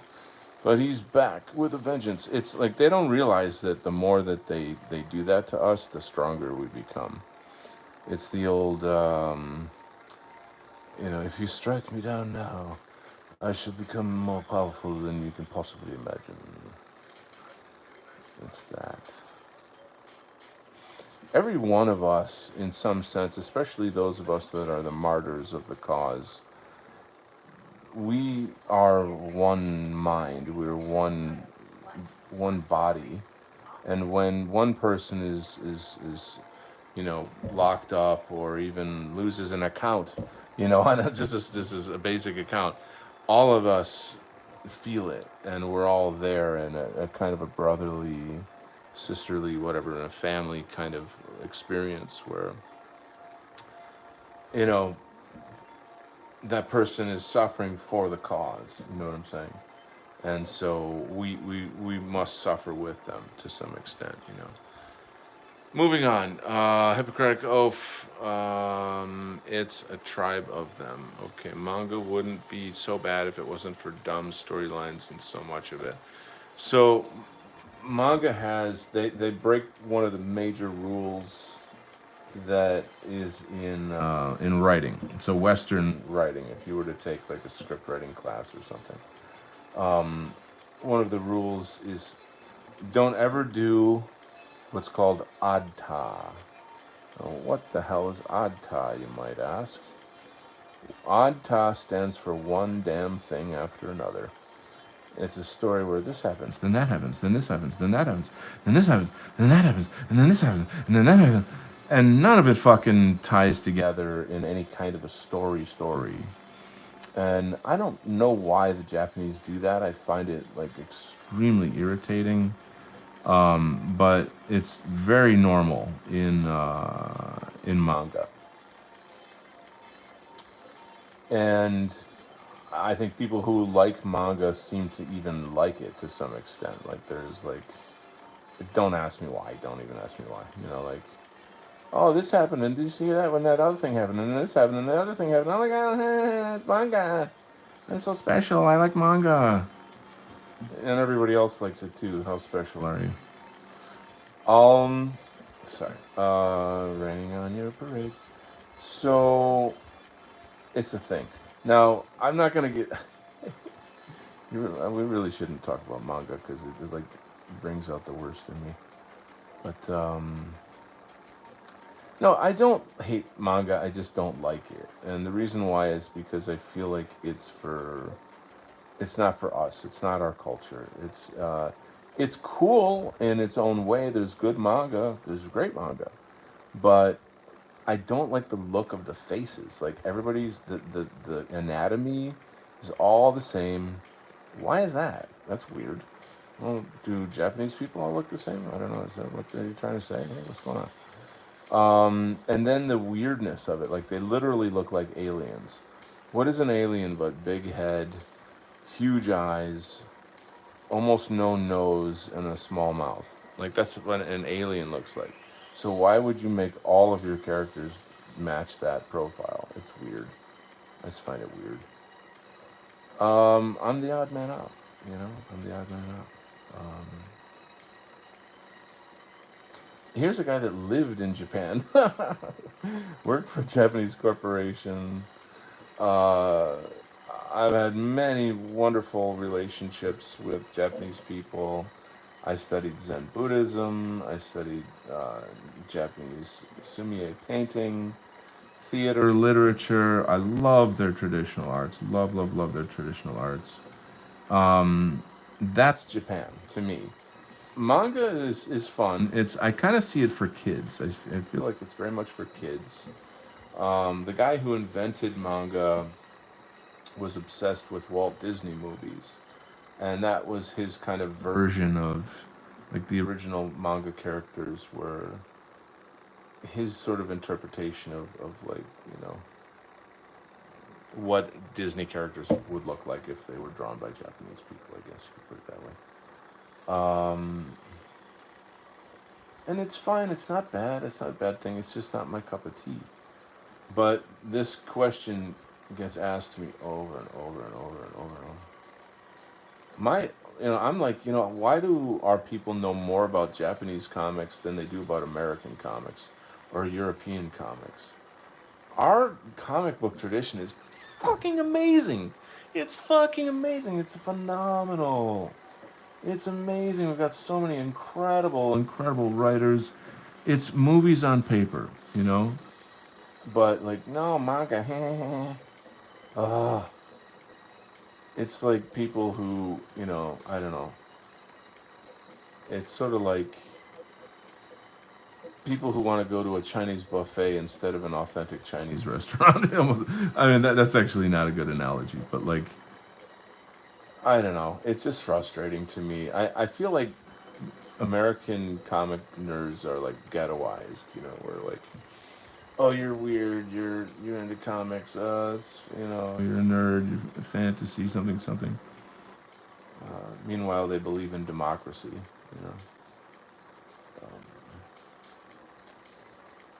boy, that was quite a zinger there, wasn't it? That was a good zinger. Anyway, I'll shut up about it. I'm sorry. I'm trying to be a populist, and I'm like ragging on manga. How am I gonna capture the youth if I'm, you know,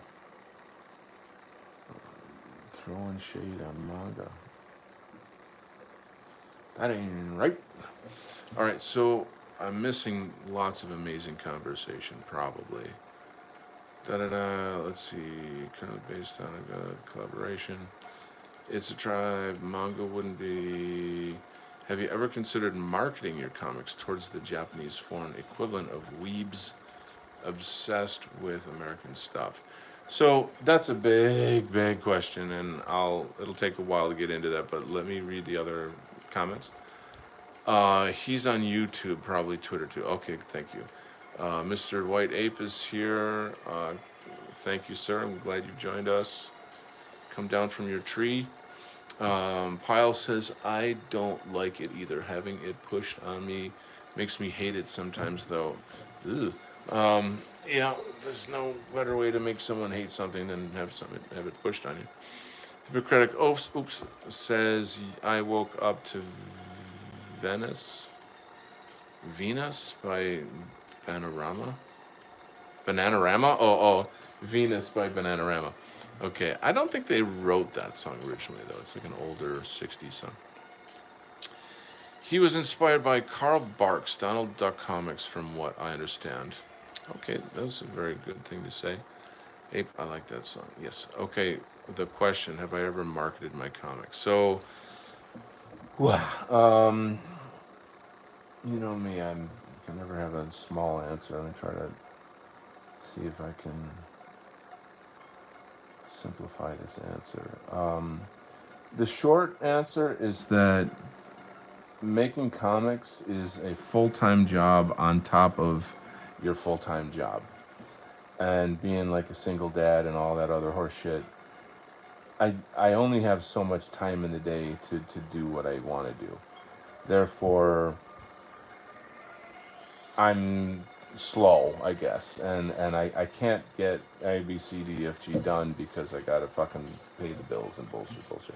This is one of the reasons why I'm trying to get the WordPress up and like turn Donald Kent into a brand and start monetizing it. You understand? So, and then if I can monetize it, I can take time. I can go down to part time on my job. I can do this part time, and then if it goes really big, then I can quit altogether, and then I can afford to market it. So there's the long, short answer for you. So marketing costs money. I do guerrilla marketing. You know what I mean? I do reels and just the usual stuff.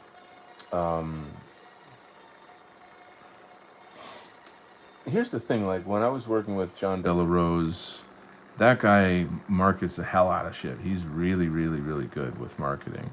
And if I were to somehow work with him again, there'd be a lot of marketing going on. Now, sorry, a lot of the guys that do, say, like the Comicsgate guys, these are people that worked for Marvel and DC for decades. Like they already have a following. They already have a name. I'm Joe Bag of Donuts over here. You know what I mean? Like I don't have 100,000. So like what's his name? My buddy Graham Nolan. He just wrapped up a campaign, like a Kickstarter campaign, and made like over $100,000 on the campaign. But that's just normal for him. Like pretty much every campaign he does is somewhere around that mark. And granted, shipping these books costs money. Printing costs money. It's in color. Color printing costs money. So I don't know exactly how much he makes, say, at the end of the day. But still, over $100,000. Fuck. That's the shit right there. That's good stuff. And he puts out a campaign probably once a month. So you gotta these guys are making dough, man. They're making coin. Do I want that? Fuck yeah, I want that. Well, sure, of course I fucking want that. If I were to team up, well, okay, so I could team up with John Della Rose. He did actually tell me that he wanted to do a book with me quarterly. I would have to kind of just follow up on that. But I'm kind of like, you know what? I'm my own writer. I'm my own person. I'm my own brand. And I love working with John. I adore him. I really do. I think he's wonderful. But I got to shine, man. I got to do my own thing. Does that make sense? So I got to build it up from zero. You know what I mean? And that's going to take time. It's the hard way. I hope that I get some success before I die. That's my only hope. You know, just like 5 minutes before I croak. Like, oh, Don, here's your first million. All right, I made it. You know.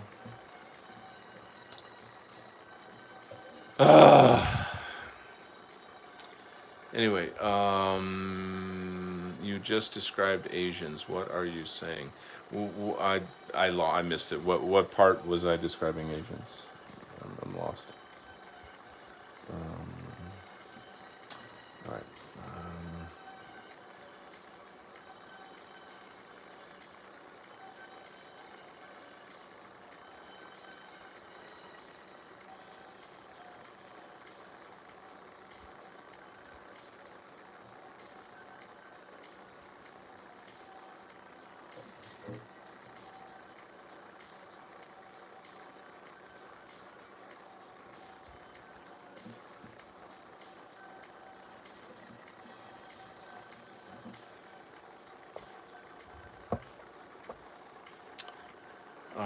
woke up to,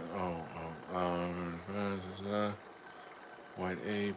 You should definitely make some Asian text websites that will spread well in those markets. That's an interesting idea. How about a Go Free Method Bazooka Joe style comic in bubblegum to pass out to people to viral marketing them? That's a genius idea. That's pure genius. Or kids at Halloween. I think it would be a big impact. Any interest? I think it's brilliant. It's once again and again and again and again, everything boils down to time is money. Time is money. Time is money. Time is money. So like the more, and I think of it more as like energy. You know, like how much energy do you have in the day? You know, I come home from work, and then I have so many hours that I can do this. You know, you get the idea. I get a lot of. I am doing a tiny bit of freelance work on the side right now, but that's just a money gig. That's like some web design stuff. But anyway, yeah, I wish there were budgets. Frankly, it all boils down to budgets. So I get a lot of wonderful ideas. People say, "Hey, could you do this thing?" And I'm like, "If you can pay me, I can do it." You know. I found a cassette tape under my bed. Judas Priest. Nice, dude. What a score. Score. The first song I ever did in a band was Living After Midnight. Living After Midnight.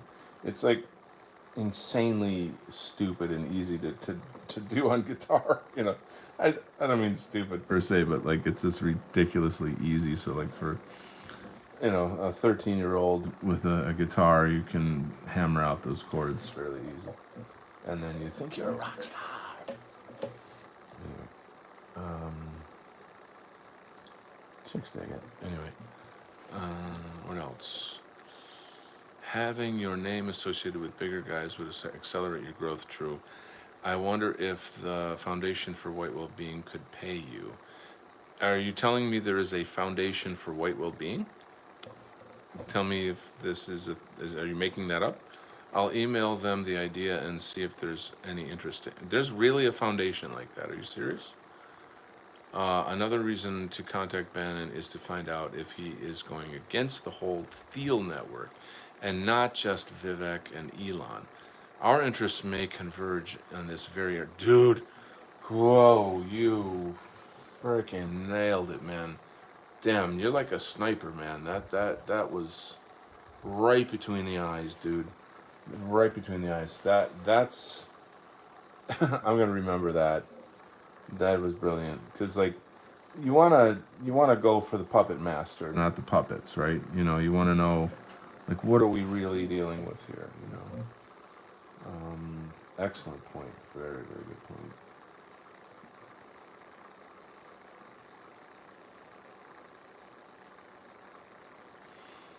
So just to get back to the comics thing, like there's a bazillion distractions and just things that draw you away from your own art, your own vision, and I pretty much decided I can't do that. I don't wanna. I do have one freelance job commitment that I have to finish up. It's the Alliance, and there's just like one more final push with that book, and then it's going to get out there. And so when it's out there, my blog has to be up because there's a huge budget behind it. There's all kinds of like animation that goes with that. It's going to explode. And so when it does, Donald Kent brand needs to be out there and ready to roll. You know what I'm saying? So that's a thing. That's a thing. Again, I'd love to work with John, but I have my own ideas,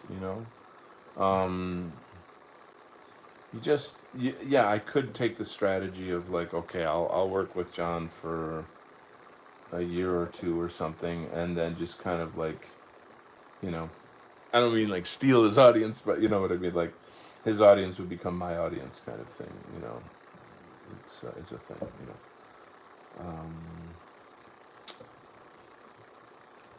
This is how these things work. Yeah. All right.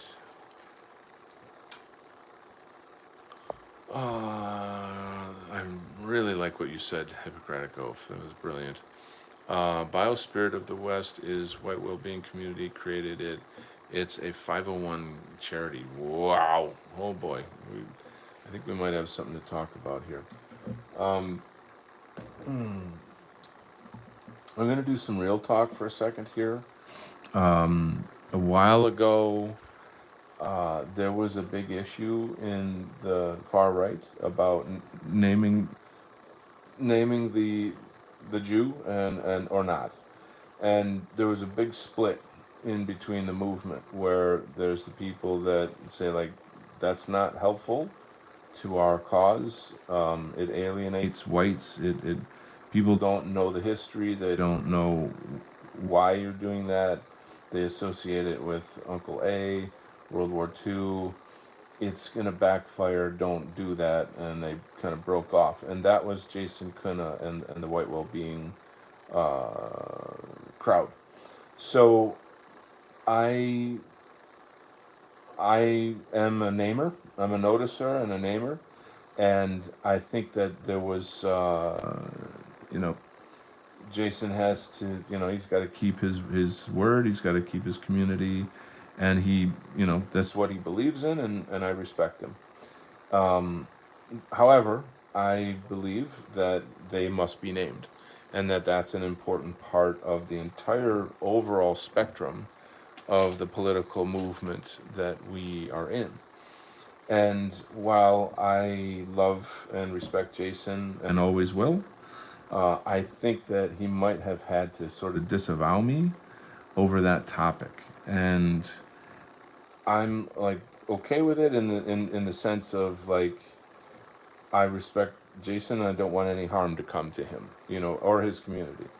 And I do actually, this might be hard to understand, but I see the whole thing as a political spectrum. So my point is that eh, it all works together in concert in a way.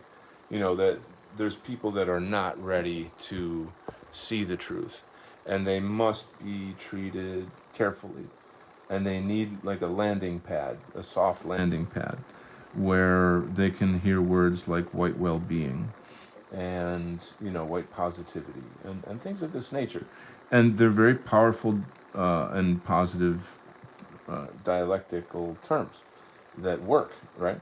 So that's fine and fair and da da da. So, but yet the actual truth in the world is that you know these people want to genocide us. They want to kill us. They're doing the very, very worst possible things. They have enormous crimes against humanity, on and on and on and on. And we're finally seeing the Overton window move enough where you have the emergence of just like, for example, the Kanye debacle where he named them. Then you've got what's her face, Candace Owens names them. You've got Stu Peters came out. You've got this, that, and the other person, and it's starting to mainstream. Like naming them is going mainstream, and that means we need to name them. You see what I'm saying? It's like now is the like our in the culture war, we've finally gained some ground. We need to move forward. You get what I'm saying? So this is my perspective on that topic. Yes, there's still going to be a need for the soft truth, if you will, of like white well-being and all of its positive machinations. It's very praiseworthy, but in my view, it's part of a larger spectrum. It's not the end of the rainbow, but I think the beginning of the rainbow for many people. You know what I'm saying? Wow, I just screwed that up. I have to fix that. So I don't know if everybody can understand that. Like, I don't have any malice towards that community, but just because I disagree with this point doesn't mean I'm like an enemy with them. You know what I'm saying? And like I really want to reiterate that and make that point like extremely clear. You know, we are comrades, we're partners, we're family, we're part of the same movement. And the argument would be like, well, how are we if you're working against white interests by naming them? So I get that, but I just don't believe that. You see what I'm saying? Um, I hope that that was a good explanation of my position. Um, all right, and there you go. And now you know. So what else do I have to say? Um, let's see. But let me also compliment Jason in going so far as to create a 501c charity. Like that is what we are supposed to be doing, not like talking shit on YouTube. Like what I'm saying. Like he that's the real deal. Like so like he's way ahead of me in that regard. You get my point? I he's a king for doing that. That's fantastic. Um, and a lot of my friends come from that community as well. So I just got scheduled to go on Yiz's show, Discordant Dragons. I don't quite remember the date. It's on my calendar. Where's my calendar? I will be on Discordant Dragons on February 17th. So if you want to put that on your calendar, there you go. So I still kind of keep my foot in the door, with that community. What else? What else? What else? Did those Jawbreaker and Frog Comic guys go full anti-white?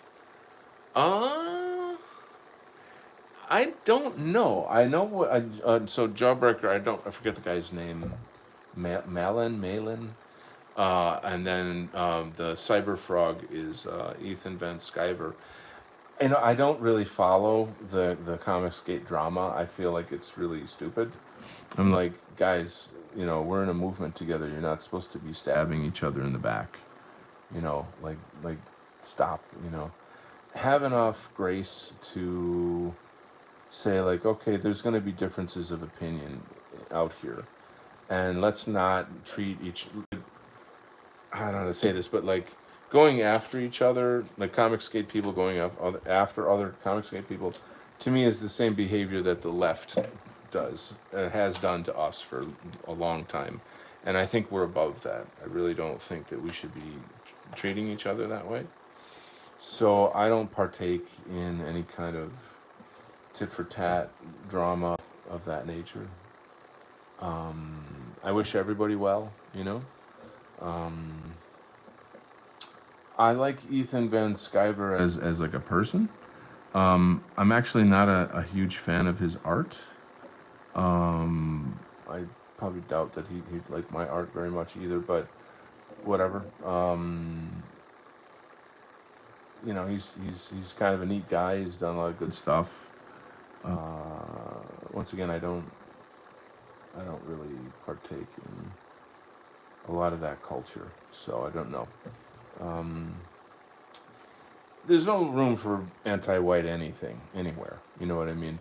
And but here's the thing. Here's my point about the Comicsgate community is they're right wing normies, if that makes sense. You know what I mean? They're right wing normies. They're not educated on politics and history the way we are. They know what Newsmax tells them. But they don't really know. They don't really know. So you got it. They're on the spectrum. There you go. Like Jason Kuna would probably be an excellent gateway for them.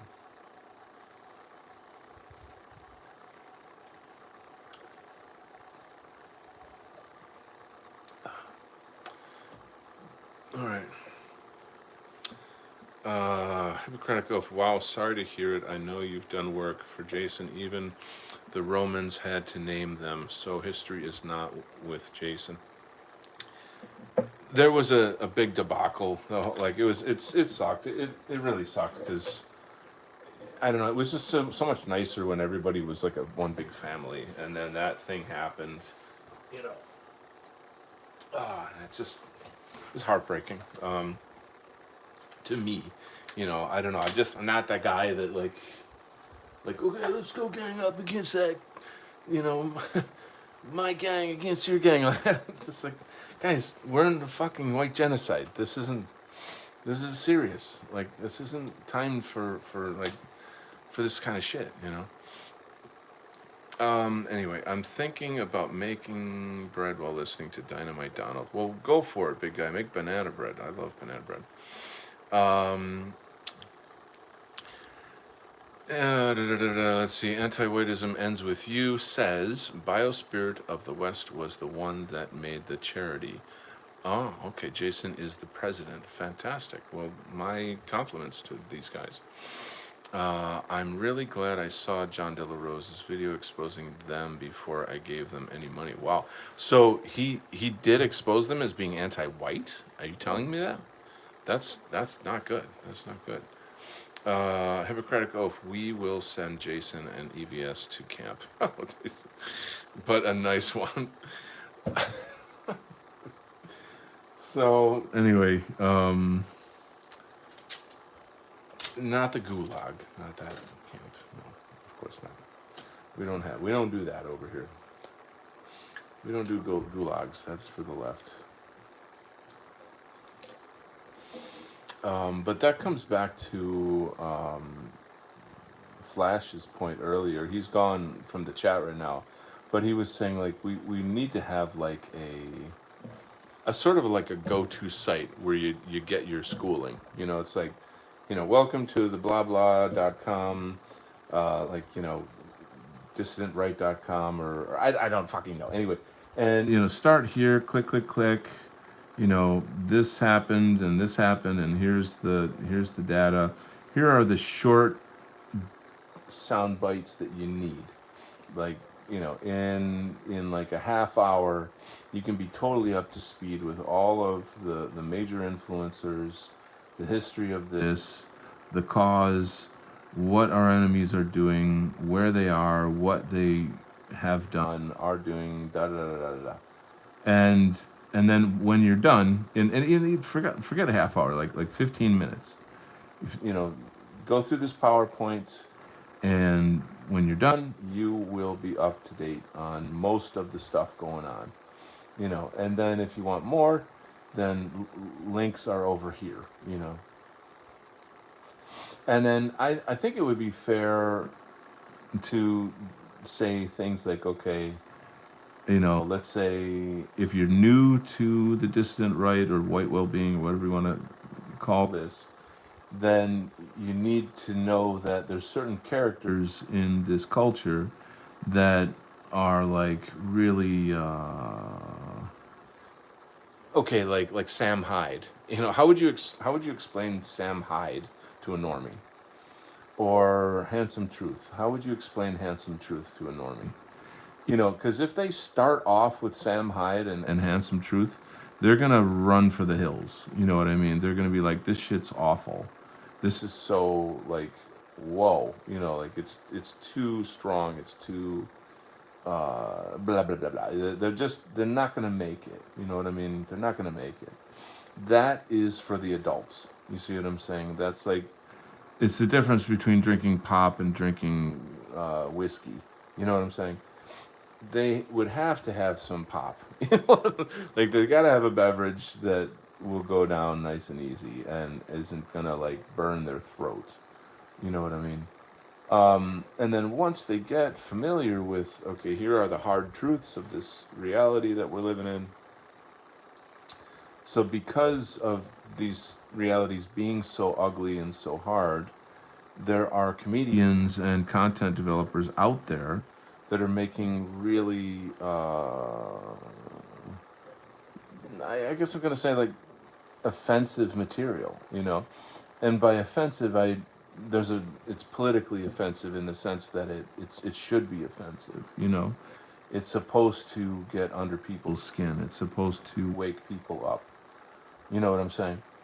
And like, the left does that. They have that. I mean, why can't we? So if you actually, that's actually a pretty good way to describe it. Like, this, let's say Sam Hyde is comparable to, um, you know, X guy from, I don't know. I'm trying to think of like a comedian that would be similar to Sam Hyde. I can't think of one, but yeah, I think you guys get the point that I'm trying to make here. But yeah, that would be an endeavor. Like, it would be a much better endeavor than making little, like, bubblegum comics or something. Because we need to educate people. And they can't get any knowledge about us. Like, I started this show off talking about a friend who came to me and he was saying, like, I think you lost your mind. You're too obsessed with the JQ and something's wrong. And, I'm going to call you out on it and let's talk about it, something. And then in the end, I was like, well, see, here's the thing is that these aren't my beliefs. These aren't like, just like opinions. These are facts. And here's the data that proves every fucking thing I think. And I'm telling you. And then he was like, oh, all right, I'll look at it. But he's not really looking at it, and this is why I tell people it's not about truth, it's about courage. The truth is there. It's, do you have the fucking courage to look at it and see it and speak it and live it, and a lot of people don't, So we need, these are the issues that need to be resolved, very serious issues. Let's get back to the chat. What are we doing on time? It's getting late, buddies. Chat. Hold on.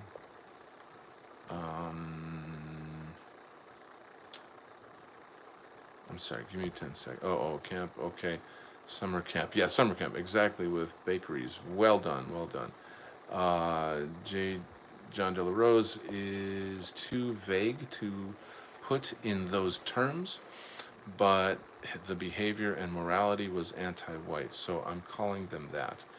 JDA probably called them woke or some other vague slop term. So you nailed it right there. Like that's the kind of language that those guys are still using. They're still calling each other woke. Like, whereas you use the term anti-white, which is obviously fair. That's fair. Woke is woke. I mean, it's a leftist thing, and I doubt that Ethan Van Sciver is woke. He's not. He's never been leftist. I mean, it's just not.